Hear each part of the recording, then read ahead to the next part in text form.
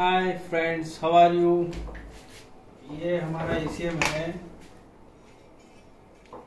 टाटा का, बड़ी ट्रक का गाड़ी का है। 166-1109 गाड़ी जो ट्रक आती टाटा की, इसका ईसीएम है। कोई बैटरी उल्टा लगा दिया था इसका, ये जल गया है। हम यहाँ इसी निकाल रहे हैं, यहाँ से जल गया है। ठीक है,